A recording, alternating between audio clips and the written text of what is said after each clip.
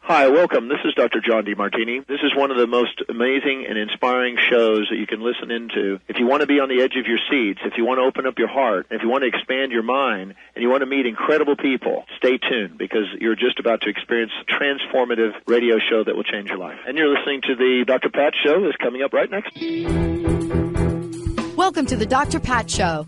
Talk radio to thrive by. Powerful, inspiring, and coming to you live, bringing you stories of people like you and me, busting through and living life full out. Get ready to dare to wonder what your life would be like if you knew you could not fail.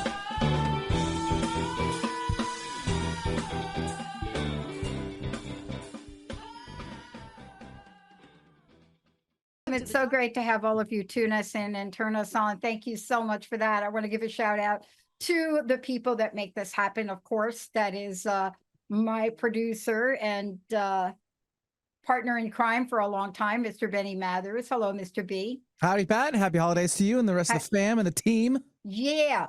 Happy and happiness. Of course. Happy. Okay. Anything else? More happy. That's all I got today. All right. That's all I got. Monday. And Colton, one of our newest producers, he's sitting here too, you know, on the screen. When you look at them, they're just little icons, right? Colton, we got to get you like a new icon there for the Transformation Network.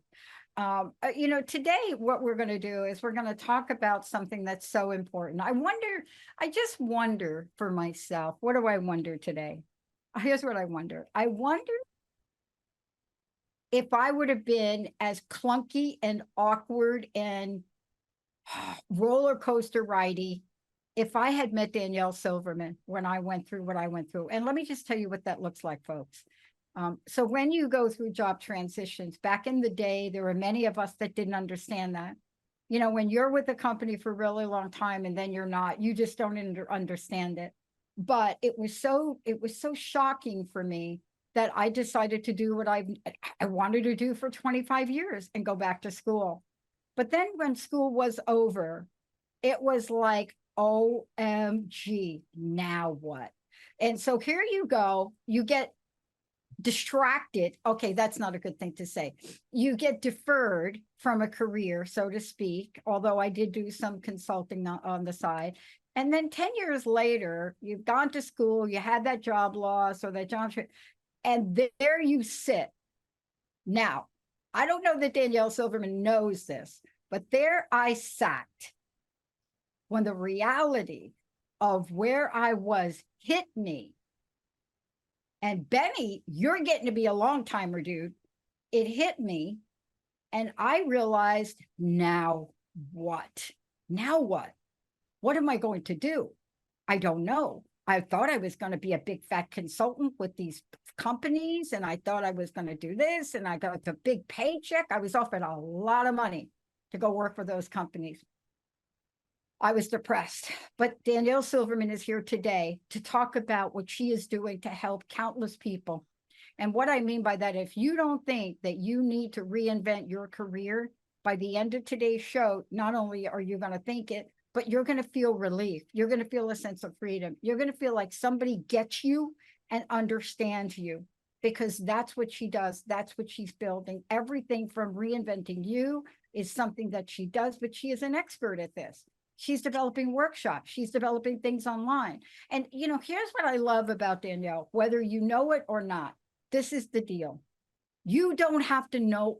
You don't have to know it. You don't have to know it. You just have to be in a place where you don't know what your next move is, don't even know that there is a next move, feel like you're being bumped around consciously and physically, and you have nobody to go to. This is the platform she's created. And so today she works with professionals who want to reinvent their career. Today you're going to meet her.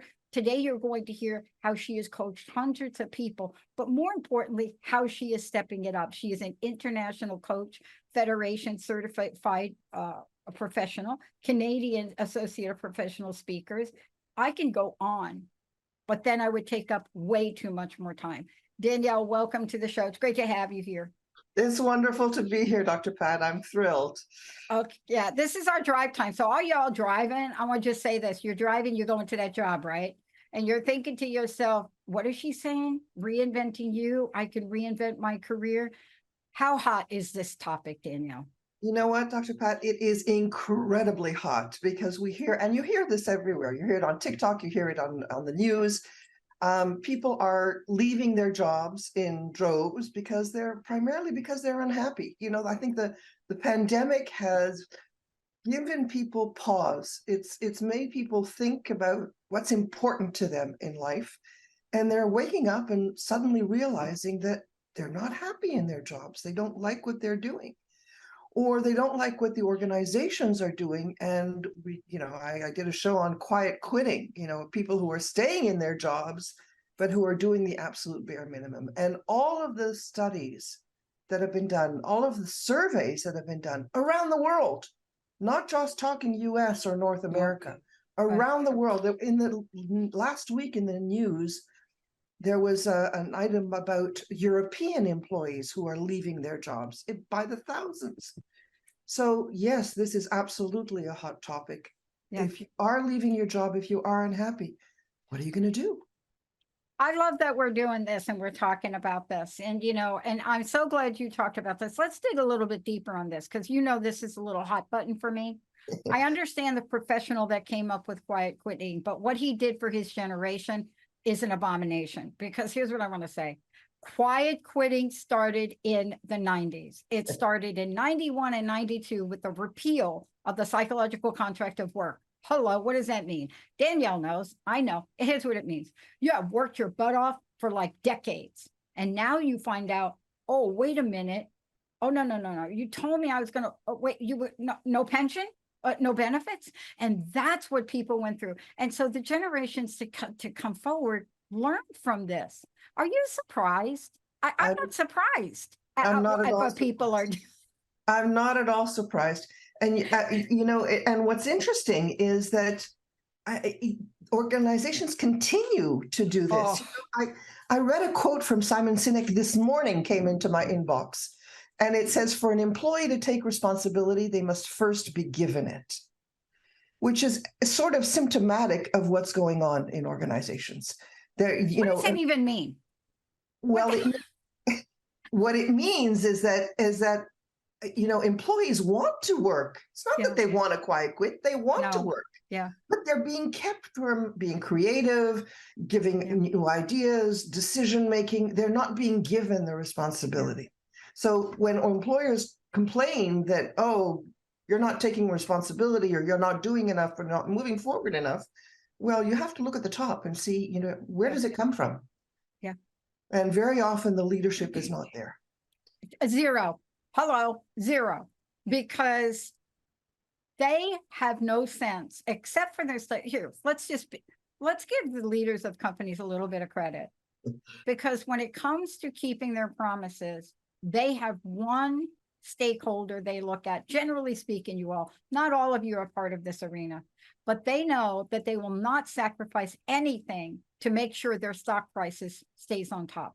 That's their focus. But what they don't realize is that is a short term. Yes, it is. Yes, you will lose your job if you don't do that, Mr. or Mrs., Ms., and whoever you are, the CEO. But here's the thing I want to ask you, because this is where people get confused. You know what I love about the generations that are here now, and there are 3 of them now. It's not just it's the third 4. Okay, yeah, we have so we have people. I think one of my team is under 21, but I can't be sure. 21 to 73. So we have the whole thing. Yeah. But I want to ask you this question. Let's talk about layoffs, because here's what I discovered and then went on to study it. There are very few companies actually do layoffs. Boeing may do it because of production, and then they have to hire you back. But why are we lying to people? It's not a layoff. I'm not trying to understand what you mean. They terminate people and they call them layoffs. Oh, well. Right? So let's talk about layoffs and what that means. We're used to it in the tech sectors, right? Mm-hmm. Right? But it's something that's become more global, hasn't it? It used to be like a segment. Now, not so much, I don't think. I think it's everywhere. And Yeah. there are, I mean, layoffs or terminations, they're really being used synonymously, I think. And it's really about, in some cases, it's an excuse for the economy. Yeah. And in some cases, it's restructuring because the company is having some financial issues. Very often that's what happens. Yeah. So that the very large corporations look at their bottom line and they say, okay, what can we do? Let's restructure. And they give away, packages to people that they quote unquote lay off. And that they like. Well, I'm sorry. Am I sad? So look, here's what I love about this, because I want to get to this. You did a show, I don't remember when, but you are really hitting the hot ones on your show. I want to just tell everybody, Danielle Silverman's joining me here today, but she's got her own show. You're going to hear about it in a minute and how to listen to it. But you just ripping these things from the headlines and you're saying, oh, we got to talk about that. Quiet quitting. Oh, wait a minute. You did a show on psychological contracts. Let me ask you this question. Because if we talk about them, we then have to talk about the role of the company or the organization and the role of the team, the staff. What's the state of affairs on psychological contracts from where you sit? I think it's broken. I absolutely think it's broken. Yeah. First, let's tell people what psychological contract is, because I don't think everybody knows. They don't. So I really think that it's really about when you get a job, they tell you you're going to be paid so much, you get X number of weeks of vacation, you're going to get these benefits, you're going to get that benefit, and so on and so forth. They rarely tell you about career advancement, or sometimes there is a job description, sometimes there isn't. You have to create it yourself. And even if there is a job description, expectations are often very different from what the job description is. So the psychological contract is what's not written down. It's what's expected of you, but that they don't talk about and they don't put in writing in a real contract. Yeah. And the employers have that unwritten expectation, but so do the employees. Yeah. So the employees, for example, expect, I want some direction in my career. I want to know that I'm advancing. I want to know that I'm learning something. And that's almost never talked about. Yes, there are some organizations that offer career management courses. And the way careers are managed today is very, very different from the way it was. And when I first started in this business, it was hierarchical. You had a ladder.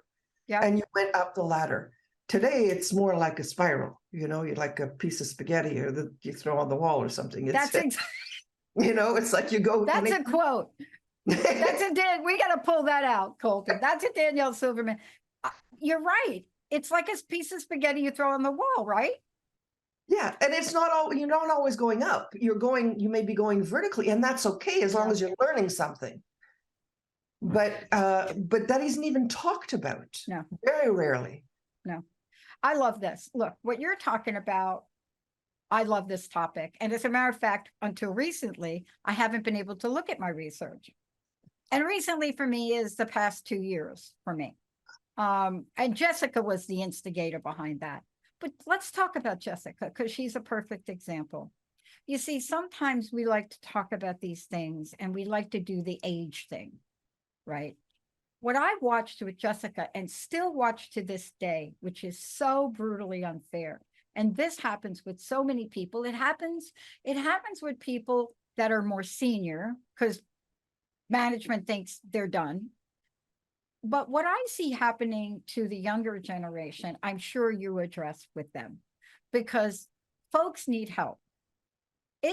To this day, when Jessica gets on a call, it is hard to believe she has the position she has here for people to believe that. And that's because Jessica started here very like 20 something, one something. Wow. And before she was 25 something, She was in a top leadership position. And it was fascinating for me to watch my research really come to bear. But I want to ask you this. Your work in Reinventing-U, I have to talk about it a minute. Because you see, the things you're talking about, Danielle, most people that are professionals in your line of work don't address them. They are, what's your resume look like? They don't understand the navigation of the weight of the really rough waters. They don't understand that you must really look at both what you can see and not see, because don't people now that come to you, don't they want to know not just what I see? It's like, yeah, my boss told me I could work from home, but then my performance review shows that I'm not a team player. Hello. That is a psychological contract violation. I studied that. But aren't you helping people with the emotional, the mental, the whole thing? Absolutely. What you do. Absolutely. I mean, you talked about people talking about their CVs. It's the last thing that I do. Absolutely the last thing. It's more important to find out who you are, what you've accomplished in your life, not just at work, but throughout your entire life, and what that means to you. What's the beautiful golden thread that's going through your life? And then we'll talk about how to write a CV that's going to represent that and speak to a potential employer. Yeah. Now, I want to give people your information. I want to give that throughout the show today. And then we're going to talk about reinvention and Reinventing-U. But it's so important for people to know how to get a hold of you. What is the best way for them to do that, Danielle? Well, you can go to reinventing-u, the letter u.com. You can, there's a form on there on how to contact me. You can email me directly at Danielle at DanielleSilverman.com, which is my name. Very easy to remember. Yeah. But do go and visit the website, because there you'll get a sense of how I work and who I am as well. You'll get some testimonials also from people that I've worked with. I think that's the best way. Look, I want to jump to talking to people about this, about what Reinventing-U is, what reinvention is, because I know this is something you're passionate about, but even more importantly, you're an expert in this field. You are the one coaching and helping people.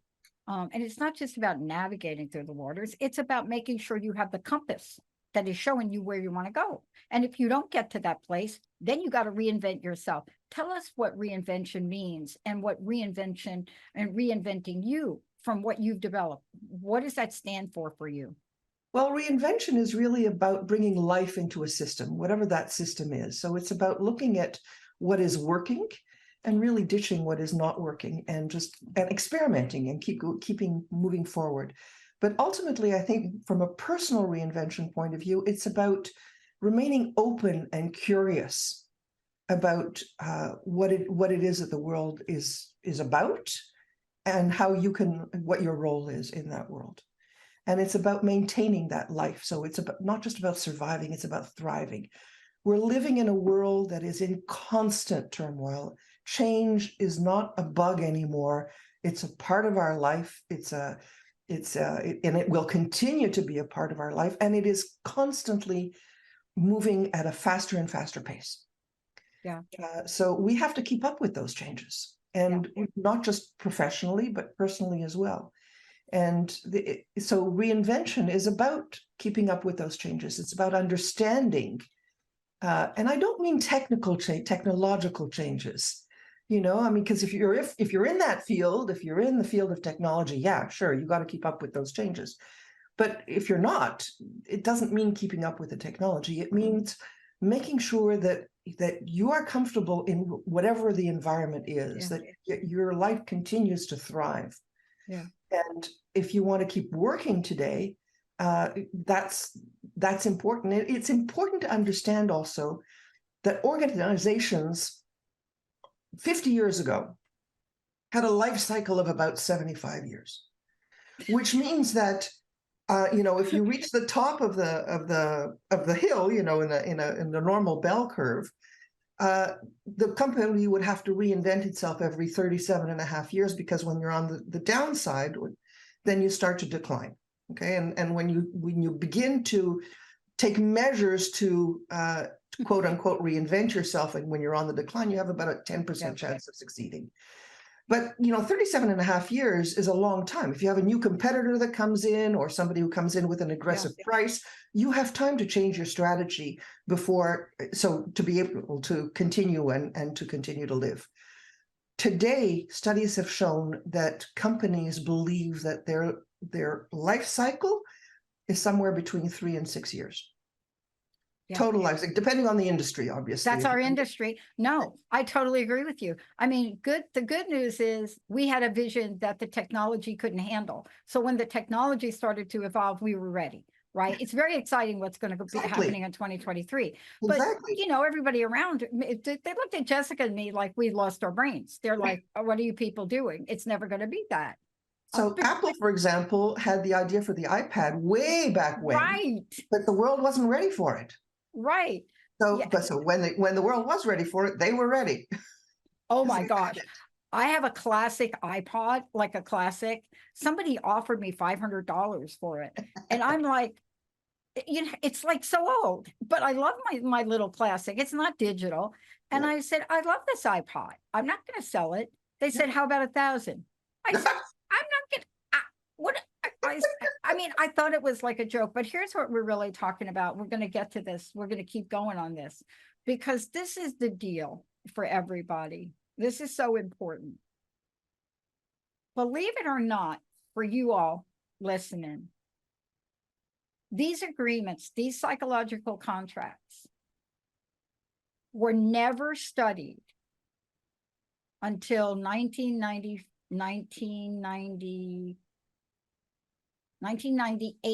and 2001. Wow. Was the first paper I ever wrote, my dissertation and my paper.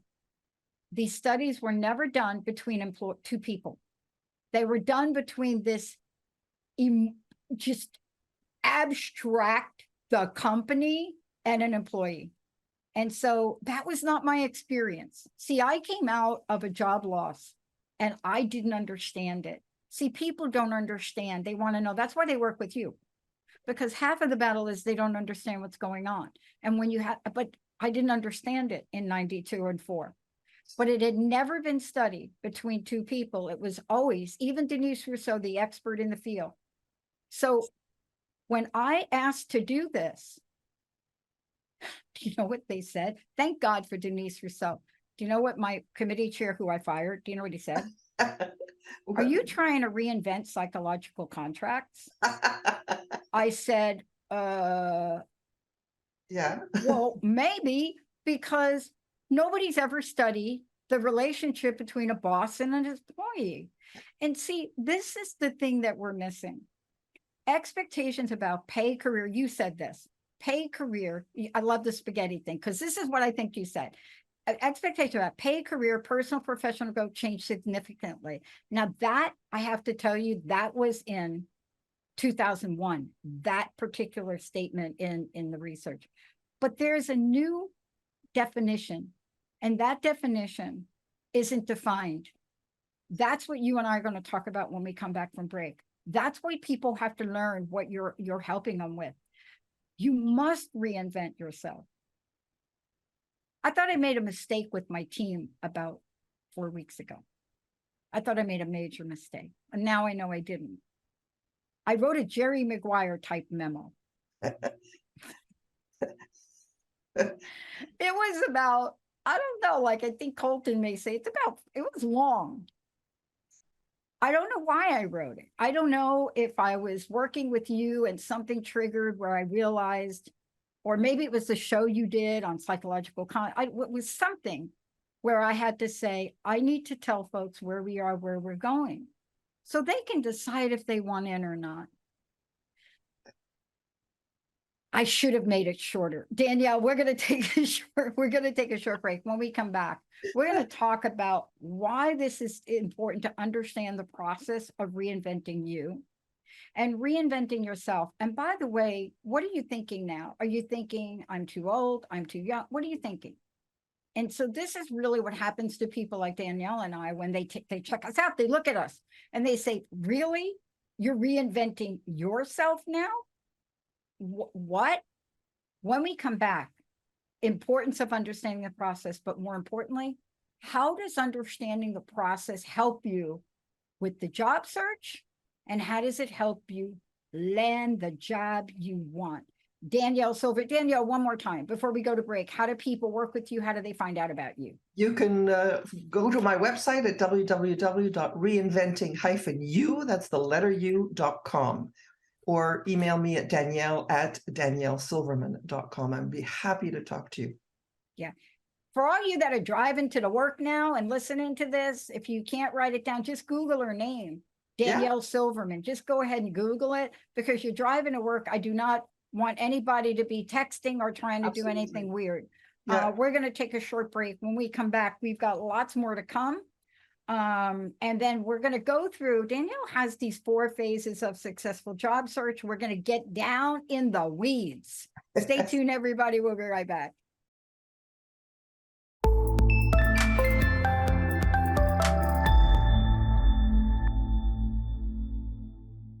Benny, I thought you were going to play Take This Job and Shove It. No, a little risky for today, but. All right, because we can't, okay, because it's a whole different venue. Thank you, Benny. Welcome back, everybody. Danielle Silverman is my very special guest today, Reinventing Your Career. And we just gave you a lot of the whys, why this is happening, why it's on people's minds. But what's not happening now is what happened during the 90s when the psychological contract was repealed. What organizations did, they were so panicked about the backlash from it that they put career placement people in place that never addressed what Danielle is talking about today. These people, they gave you a big fat binder. Came into their offices, never addressed the emotional side of this. And thank goodness I wasn't interested in that, and I was back in school, because so many people were lost. That's why what Danielle Silverman does today is even more important, because even though those career placement people may or may not be around anymore, where do you go? What are you doing? You're not going to find what we're talking about online. You're just not going to find it. You need to get some personal help to help you, because the questions, I didn't even know what I didn't know. I didn't know the questions to ask. I didn't know. Danielle, let's talk a minute about, as we go through this, I want to talk about the job search, but part of the job search involves a process. Mm-hmm. Tell us about the process and why it's important to understand it to get to the search. Well, I think, first of all, there's, career placement people, and then there's what we call career transition, which I don't know if you're calling it the same thing. People who've lost their jobs and who need to get back onto the job market. It's a pretty traditional way of looking at things. You've got to write a CV, so you got to learn how to do that. You've got to learn how to answer interview questions. You've got to learn how to write a cover letter, and you've got to network. So those are the 4 basic things that you're taught in any career placement program. Some of them do cover the emotions. I mean, if you've just been fired from a job, there are a lot of emotions that you're going to go through. Absolutely. And you're taught that, it's the inverse curve. You go through anger, you go through grief, you go through depression. And then as you slowly come back up, you're ready to be on the job search. So it's important to recognize that those emotions are there. And honestly, I hold a very safe space for those emotions. But regardless of whether you've been fired or not, there are emotions that you're going to go through, because there is uncertainty. There is fear. Can I leave my job? I'm not financially secure enough to be able to do that. And I'm afraid that if I leave my job and I don't know what I'm going to do, how long is it going to take me to get there? Or, I really want to do something meaningful with my life, but I'm not sure what that is. The list of fears goes on and on and on. And my gosh, yeah. They don't really necessarily address those fears. So one of the things I do is address those fears. I don't necessarily do it right away, because I like to start with the positive. I like to start with things that are optimistic and that will give people hope that there is a future that they can go to. And once they're in that state of hope and optimism, then we can talk a little bit more clearly about fears, because it's a hard topic to talk about. It's hard to realize that, oh my God, I can't, because a lot of those fears come from things that we were taught. Yeah. That didn't come naturally to us, that we were taught, or that was imposed upon us by life or by our parents or by our teachers or things like that. And we don't realize it. So going into the past, I'm not a therapist. I don't pretend to be a therapist. And if people need therapy, I tell them, I think, and we can do it in parallel. It's fine. We can do it in parallel. But some people really are in a state of burnout or a state of depression where they actually can't focus on the job search. That's where I was. I mean, I studied it for 10 years. Of course I was depressed. You know what I'm saying? But you nailed it. You know what Denise said to me, Dr. Denise Rousseau, everybody, who between her and Sherry Grandrose, I mean, I know I wouldn't be here today. She said, she was very clear, but she didn't have what you had. This is academic people talking.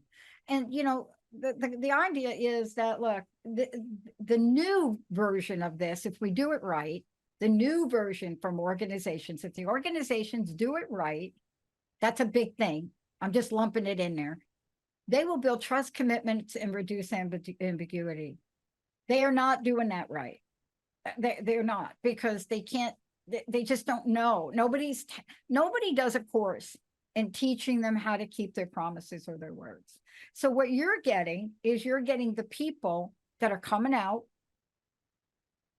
Yeah, they may be looking for a job, but if they don't have you to talk about what's going on emotionally, they just carry that forward, don't they? Mm-hmm. You do. They do. And you can't carry it forward. You have to let go of things. Yeah. And that is probably one of the hardest things to do. Letting go of anger, letting go of the lessons that you've learned or that were imposed on you, letting go of fears. It is one of the hardest things to do. Yeah. And if we're going to reinvent, we have to let go of what no longer serves us. Yeah. Yeah. Because we can't move forward if we hang on to those things. And I think that's, I think I have a gentle way of letting people know that it's okay. It's okay to feel that way. It's okay to understand that you're still hanging on and why you're hanging on. But it's also okay to let go. That there is something after that. I mean, you talked about depression, you talked about burnout. I had twice in my life, I've had bosses who were abusive. I don't mean sexually, I mean psychologically abusive. Yeah, me too. And in the last instance, through a combination of things, but this was really the straw that broke the camel's back. I'd had a major operation, came back to work after about 12 weeks off. And the first thing my boss said to me was, "When I saw you this morning, I cringed." So you can imagine the effect that had, right? Yeah. And who says that to anybody, let alone to an employee? I cringe when I see you. Gee, thanks, boss. Anyway, after that, I completely fell apart.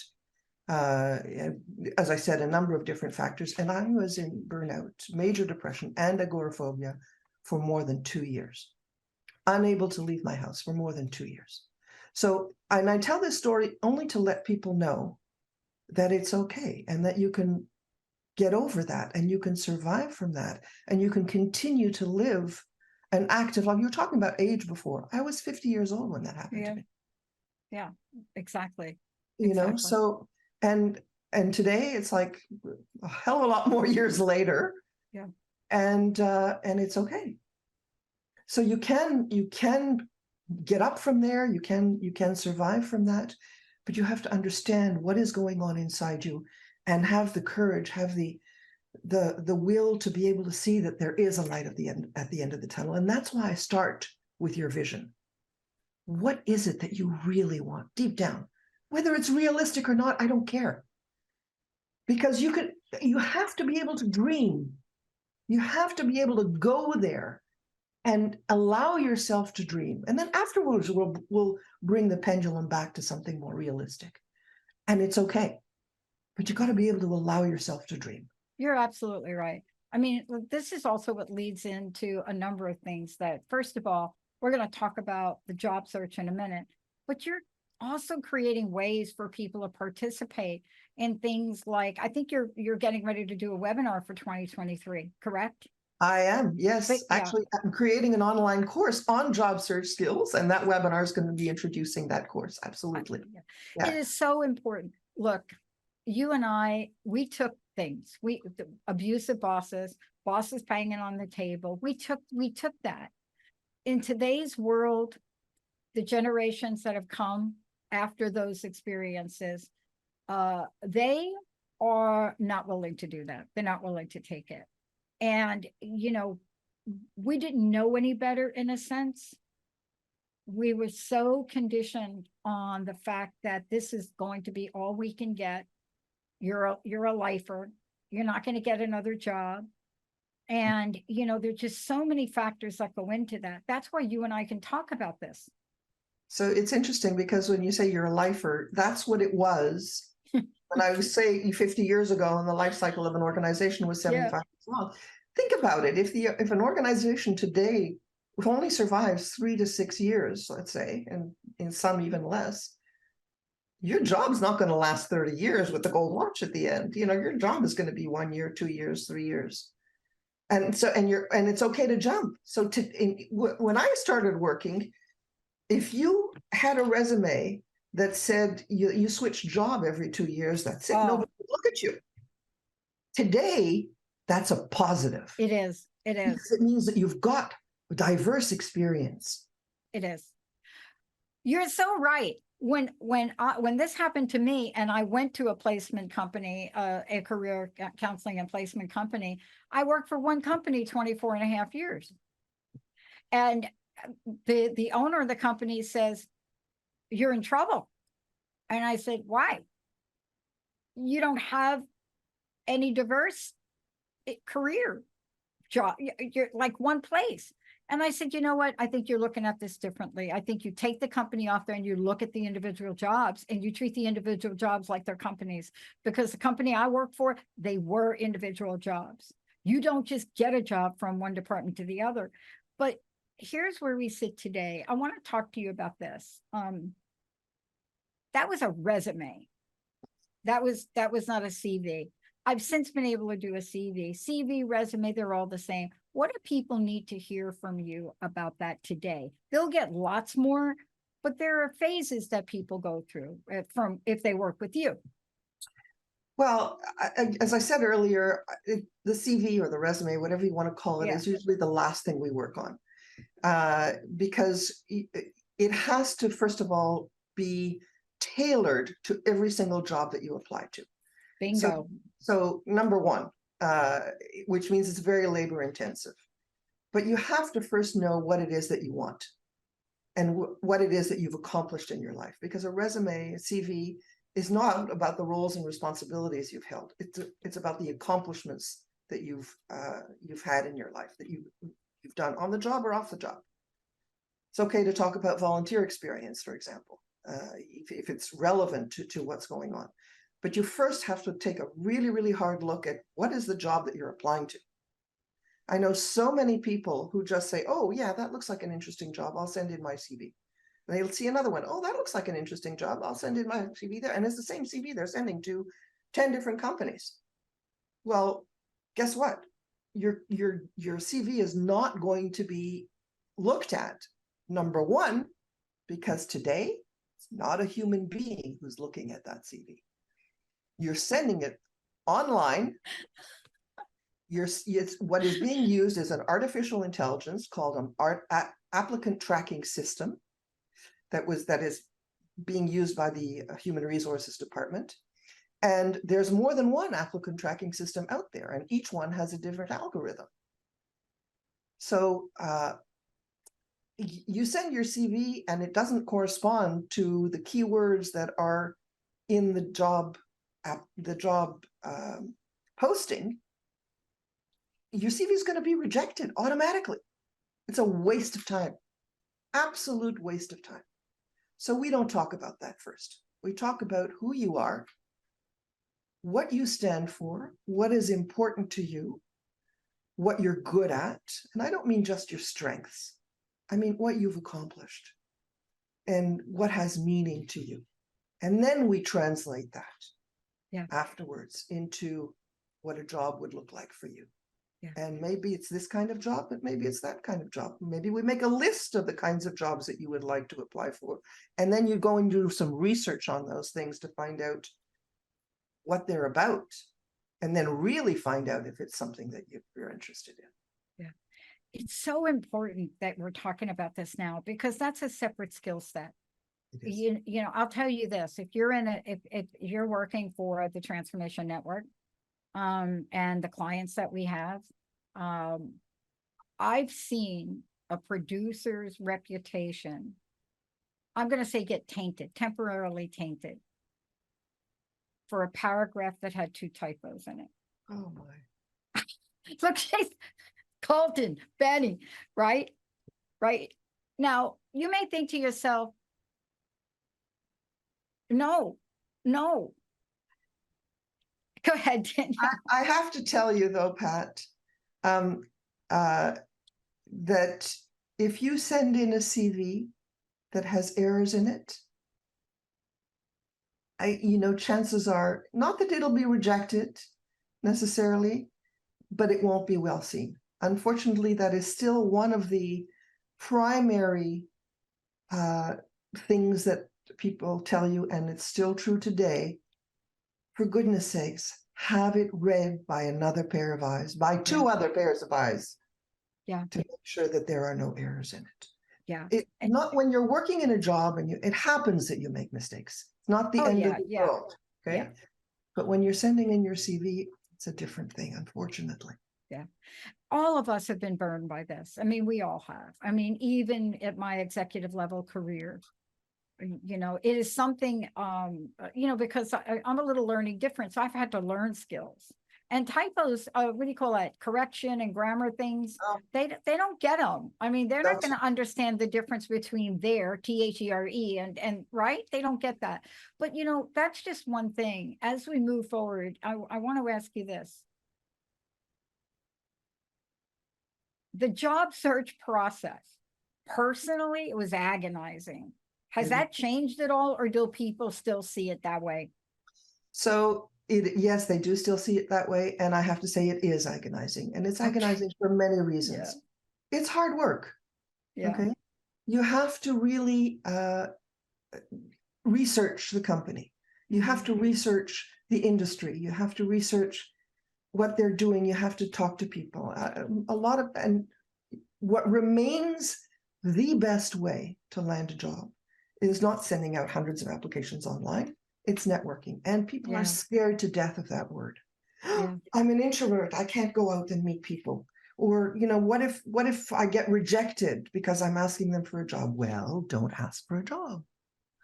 Networking is not about asking for a job. It's not. And networking is about meeting people. It's about having a conversation the way you and I are having a conversation. It's about being curious about what the other person has to say and what they do. People are inherently kind and they want to help, but they can't help you by giving you something that they don't have. Mm-hmm. And if they don't have a job, they can't help you. And yes, then it will be perceived by you as a rejection. So don't ask for a job. Just have a conversation. If you are thinking of changing industries or thinking of changing companies or thinking of changing anything in your life, it's the perfect opportunity. Call it research. Call it gathering information. Take the stigma away from the job search. Yeah.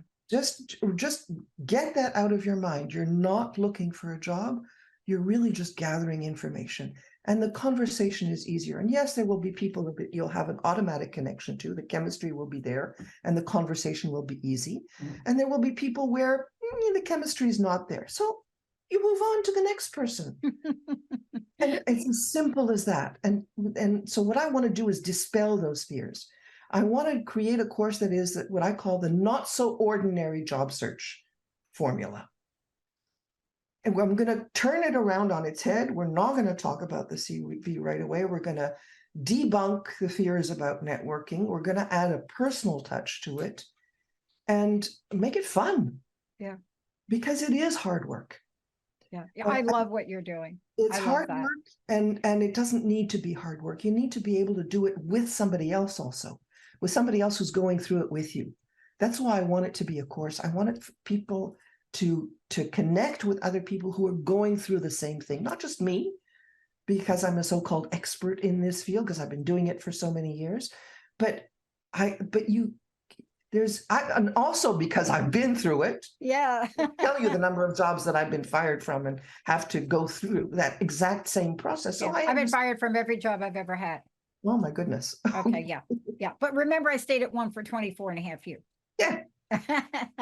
But that's really what we're talking about. See, this is what I'm so glad you brought this up, because what we're dealing with is I took the tutorial, I went online, I saw how it's done, I Googled it. No, what we're talking about is important. Do you know I got a 3-year contract? It would have gone longer.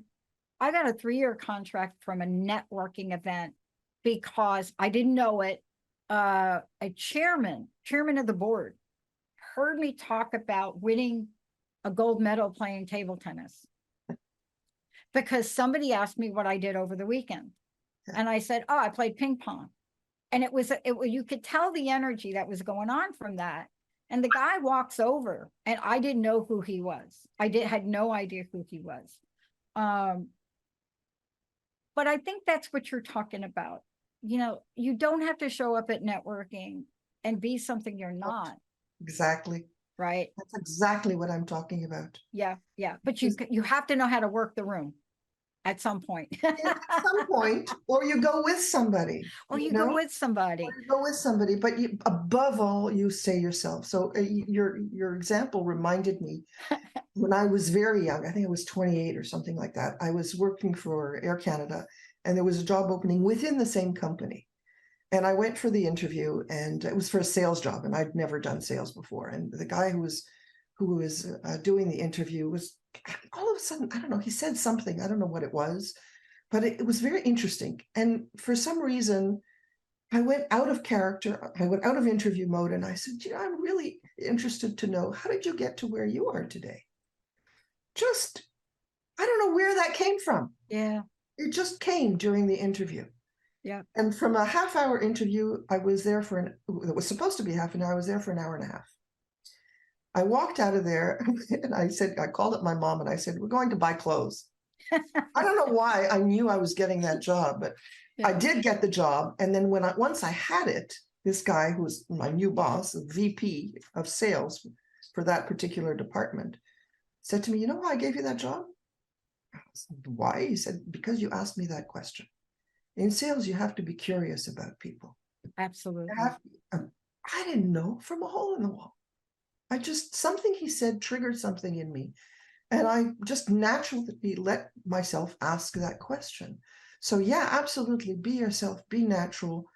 Just ask the questions that come. It's funny because in the podcast that I do on my show, Reinventing-U, the last podcast that aired last week, I started by asking, I had this fear of being able to have this natural conversation. I have a script in front of me and I ask questions from the script. One of my best colleagues, I have an accountability group, a panel, if you will, of advisors that I work with every week.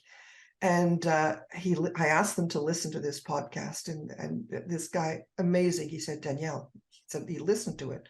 And for the first 10 minutes, he said, come on, Danielle, come on. And then all of a sudden, he said, there was a switch. It became a conversation and it became fluent and you were natural. And that's what we're talking about. Yeah, it is. Be yourself. It is. This is powerful. Danielle, thank you for today. Before we, bring this conversation to a close, again, mention how folks can work with you, how they listen to your podcast when you're on. And then also, I want to make sure they know how to find out about this upcoming webinar series you're doing, please. So Danielle Silverman, my full name, if you want to email me, it's Danielle, double L-E, at daniellesilverman.com. My website is reinventing-u, the letter u.com. My show is the second and fourth Mondays of the month at 8 a.m. Pacific time, 11 a.m. Eastern time. Reinventing-U with Danielle Silverman. And yes, so I'm currently creating an online course on the not so ordinary job search formula. The webinars will start hopefully in January 2023, and it will tell you all about the course itself. And it's a short course. I know that people who are out there looking for a job want a rapid solution. So it's going to be a month long, no longer than that. But there will be opportunities if you need help afterwards. There will be a lot of support. So it's not just, go in, do your CV, do your, no, it's going to be a lot of fun. Yeah, I love this. The best money I've ever spent on myself in this arena was after I graduated. And even with all my training, everything I had, I couldn't do it. The best money I ever spent was $3,000 at the time in 2001. $3,000 at the time to get the kind of help that you're talking about, not from a company, but from a woman who used to do this. She no longer does it anymore. And it made a difference. Now, what difference did it make? It helped me realize after 10 years of school, I did not want to be an international consultant, period. That's what I hope people get out of this is, right. As I said at the very beginning, the pandemic has shown people that there is something more important than work to them. The amount of time that they spent with their families at home, whether they had families at home or not, even if they were alone, has shown them that they need to bring more meaning into their life, that there is something more important. And that's what we do at the very beginning. What is it that brings meaning into your life? What is it that you have done in your life that is important? That who are you? And when you understand who you are, then you can go and do. And believe it or not, you talked about job security at the beginning. When you do who you are, I am a firm believer that is job security. I totally agree. And, thank you so much for today. On one other note, 2023 is my 20th anniversary for the show. Wow. And that intervention, that $3,000 in 2001 that was spent, got me here. And that's what we're talking about. It's peeling back the onion so that the real you, the reinventing you, can show up. Danielle Silverman. Danielle, thank you so much for today. It's been a pleasure, Dr. Pat. Thank you for today and for everything that you do. Thank you. We're not done yet on transformationtalkradio.com. We're going to take a short break. We'll be right back, everyone.